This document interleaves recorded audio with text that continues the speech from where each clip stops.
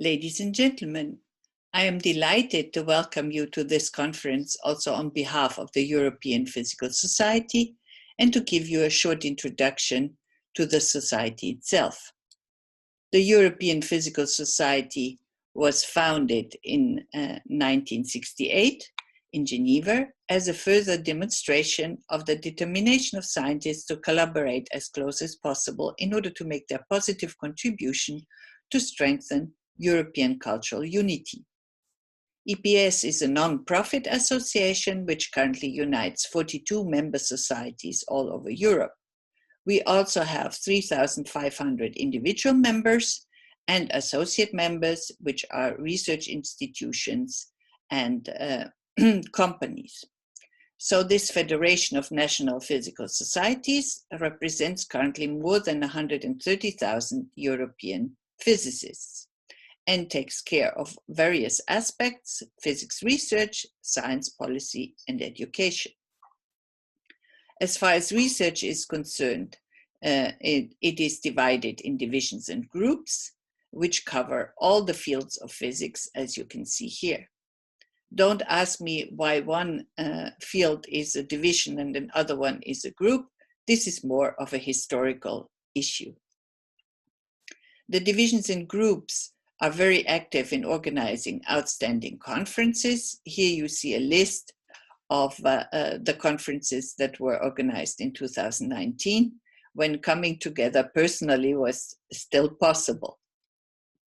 The divisions and groups are also very active in putting excellence in the spotlight and confer various prizes and awards. Last year, there were 19 prizes given to PhD students, early and mid-career scientists, and leaders in their field. And there are also awards for outreach and teaching. And here you see some of the winners of last year. We also have various committees which take care of the issues that you see already in their names. The location of the European Physical Society is in Mulhouse, on the campus of the university, and this is where the Secretary General, the Secretariat, and the support staff are located. We also have an office in Brussels with a policy officer. As far as political engagement is concerned, the EPS makes position papers and studies. One of these studies you see here on the importance of physics for the economies in Europe. In the last weeks, we have been very busy in lobbying Europarliamentarians for a higher Horizon Europe budget. Before, we have been active in influencing the Horizon Europe program itself. We also teach physicists how to talk with politicians. High on the EPS agenda is fostering diversity and inclusiveness. We have a code of conduct that you have all seen when you signed up for this conference. We foster the exchange of best practices.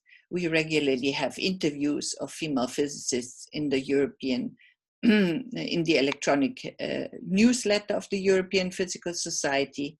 And there is a beautiful calendar with inspiring women physicists. Below here, you see the two winners of the Emmy Noether distinction of 2019.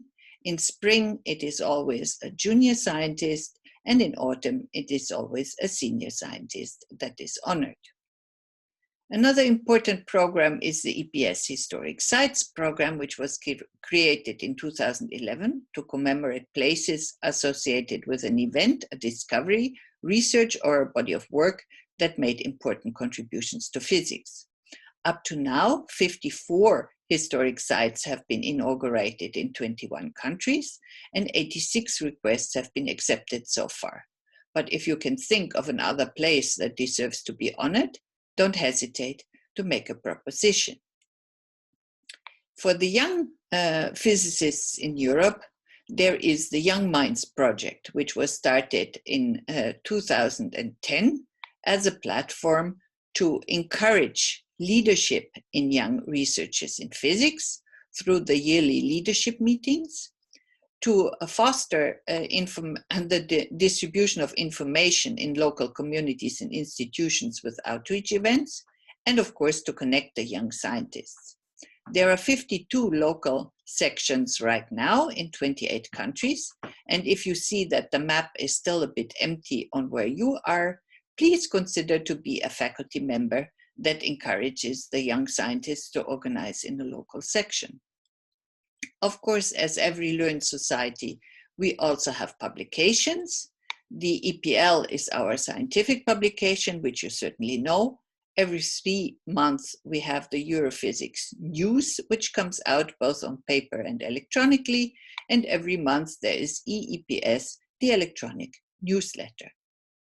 If you consider supporting the EPS, we encourage you to become an individual member of the European Physical Society. And with that, I would like to wish you a very successful conference. Thank you for your attention.